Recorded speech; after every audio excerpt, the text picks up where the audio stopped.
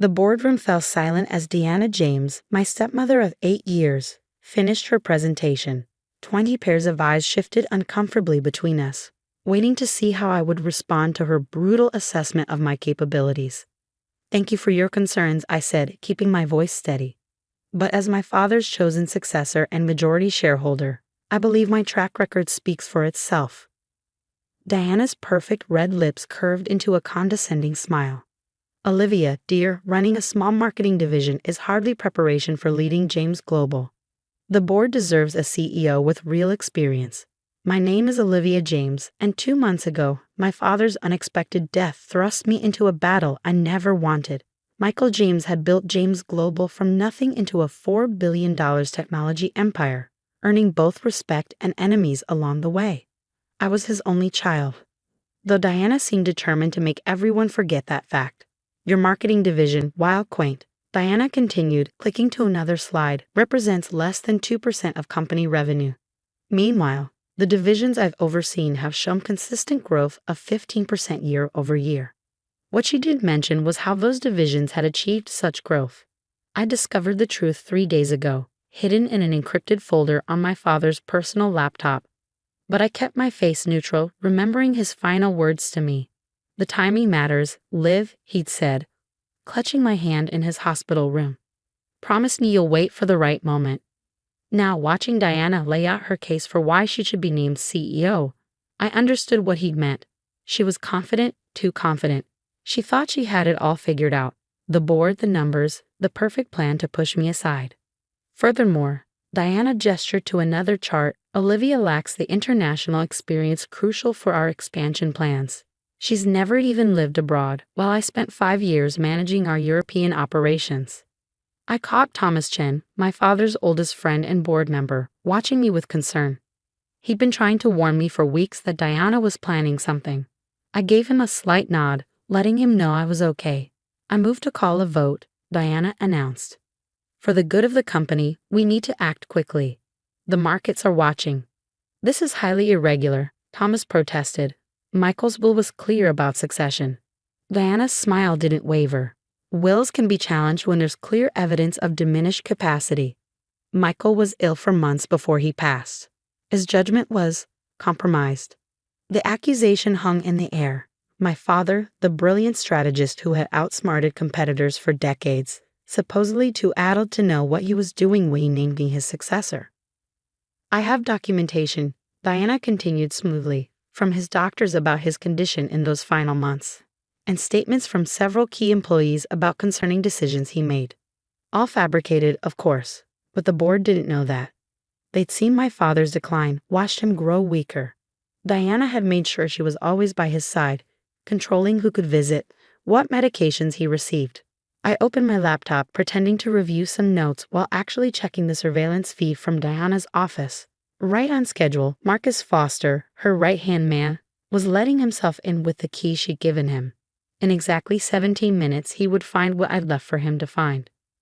"Perhaps," I said carefully, "we should take some time to review all the documentation, including my father's personal records."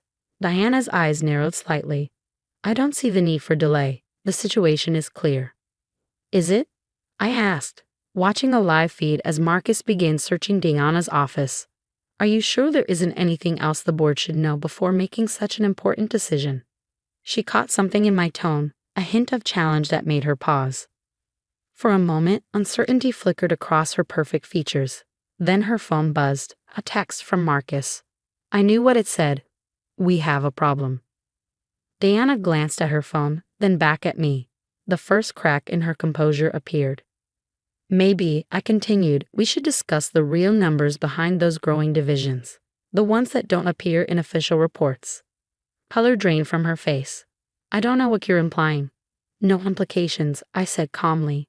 "Just facts. Would anyone like to see them?" I reached into my briefcase and pulled out a thick folder, copies of everything I'd found in my father's hidden files. Evidence of Diana's elaborate scheme to inflate profits, hide losses, and systematically loot the company's assets. "This meeting is adjourned," Diana announced abruptly, standing up. "We'll reconvene when everyone has had time to." "Sit down," I said quietly. "We're not finished." The authority in my voice, so like my father's, made her freeze. The board members watched in stunned silence as I opened the folder and began laying out documents. 3 years ago, someone began manipulating the books in our European operations. The next hour was surgical. I walked the board through Diana's elaborate fraud, document by document, revealing how she'd systematically looted the European divisions while cooking the books to show record profits. These statements, I said, pulling up more files on the display screen, show transfers to offshore accounts controlled by shell companies. Companies that, coincidentally, were all registered by Diana's brother in the Cayman Islands. This is absurd, Diana snapped, but her voice wavered. These documents are clearly fabricated. Are they? I turned to face her directly. Like the medical records you fabricated about my father's mental state. I clicked to the next slide, surveillance footage from my father's hospital room. Diana's face went white as she watched herself on screen, arguing with my father's doctor. I need you to adjust his medication records, she was saying. Make it look like his cognitive function was declining faster than it was. The doctor's response was clear. That would be illegal, Mrs. James. It would be profitable, Diana countered, pulling out her checkbook. I stopped the video there. The boardroom was so quiet you could hear the air conditioning hum. My father knew, I said softly. He discovered what you were doing months ago. But instead of confronting you immediately, he started gathering evidence. He wanted to understand how deep the corruption went, who else was involved. Thomas Chen leaned forward. That's why he pushed through those last-minute security upgrades. The new cameras, the enhanced monitoring systems. I nodded. Every office, every meeting room, every conversation recorded and backed up to servers only he could access. Servers he gave me access to 3 days before he died. Diana's lawyer finally found his voice. These recordings, if they exist, were obtained without consent. They're inadmissible. In court perhaps, I agreed. But we're not in court. We're in a boardroom, and the board has a right to know exactly who they're considering for CEO. I turned to another slide, financial records showing the true state of our European operations. The divisions Diana claimed were growing at 15% were actually hemorrhaging money, their losses hidden through creative accounting and outright fraud. The real numbers, I continued, show losses exceeding $300 million. Money that was siphoned off through a complex network of shell companies and fake vendors. Would you like to explain that, Diana? She stood up abruptly, gathering her papers. I don't have to listen to these slanderous accusations. My lawyers will. Sit down, I repeated, my voice harder now. You wanted a vote on leadership. Let's have one. But first, let's make sure the board has all the facts. I clicked through more evidence, emails between Diana and her conspirators, bank statements showing the stolen funds being moved through multiple accounts, and finally, footage of her meeting with competitors, selling them our trade secrets. Your stellar performance reviews, I added, the ones you've been using to justify your leadership bid. Let's look at how those were really achieved. More surveillance footage played. Diana threatening employees, promising promotions in exchange for false statements about my capabilities, orchestrating a systematic campaign to undermine my position in the company. Enough, Thomas Chen said firmly. I think we've seen sufficient evidence. He turned to Diana, his expression cold. Mrs. James, given these revelations, I believe it would be best if you resigned immediately. Diana's lawyer touched her arm, whispering urgently, but she shook him off. This isn't over, she hissed at me. You have no idea what you're doing, you stupid girl. I smiled slightly, remembering all the times she'd called me that over the years. Actually, I know exactly what I'm doing. I'm protecting my father's legacy and sending you to prison.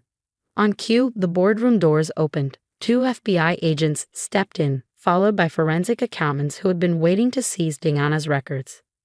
Mrs. Diana James, one agent announced, you're under arrest for securities fraud, embezzlement, and conspiracy. I watched as they led her away in handcuffs, her perfect composure finally shattered. The board members sat in stunned silence until Thomas cleared his throat.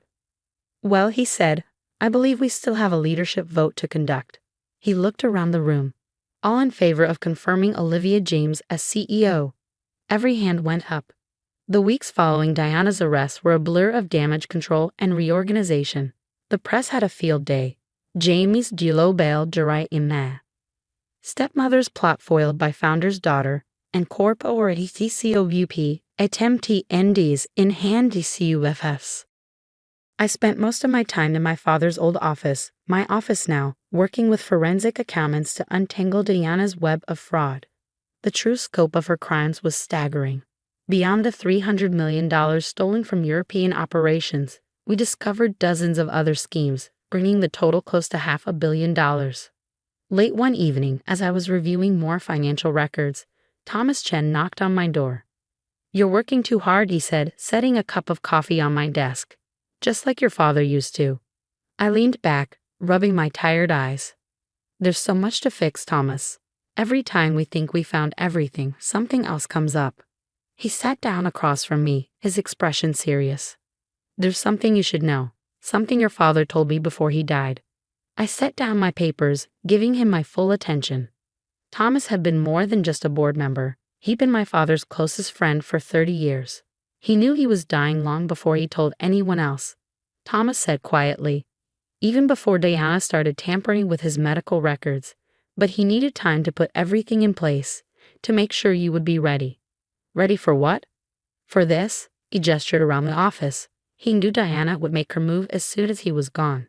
That's why he installed those cameras, gave you access to his private servers. He was building your case for you. I felt tears threatening but held them back. Why didn't he just confront her himself? Why let her keep stealing? Because he wanted more than just to stop her. He wanted to make sure she could never hurt anyone again. And Thomas smiled slightly. He wanted to give you the chance to prove yourself to everyone who ever doubted you. The next morning, I visited Diana in prison. She sat across from me in her orange jumpsuit, her perfectly maintained appearance now showing signs of strain.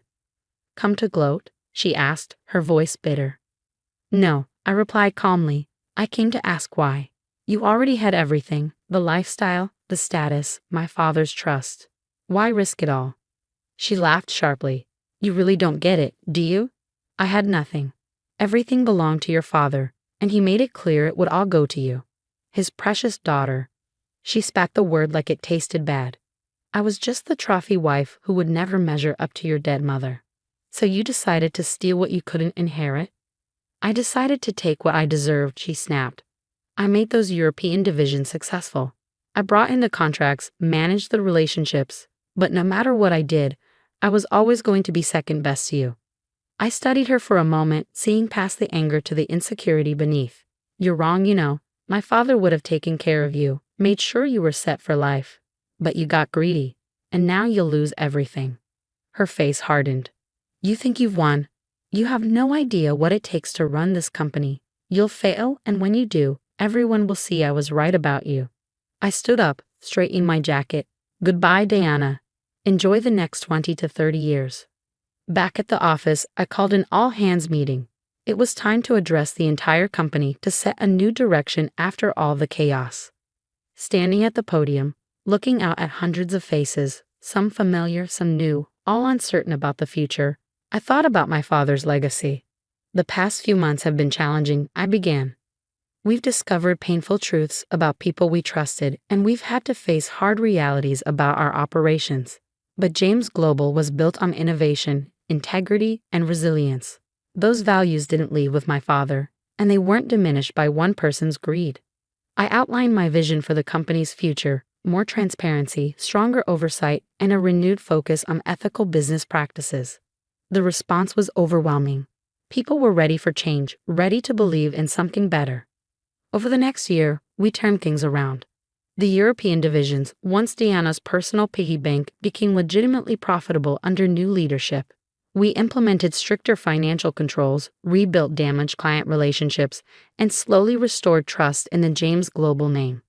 One evening, almost exactly a year after Diana's arrest, I found myself working late again. As I looked out over the city lights from my office window, I remembered something my father used to say: "Success isn't just about making money, live. It's about being able to look yourself in the mirror every morning." My phone buzzed. A text from Thomas. "Your father would be proud. Dinner next week to celebrate the quarterly numbers." I smiled, typing back a response. Diana had thought she could use my father's death to seize control, but she'd never understood what really made James Global strong. It wasn't just about profits or power. It was about integrity, about doing things the right way even when it was hard. The company weathered the storm, emerging stronger than ever. Diana's conviction made headlines again.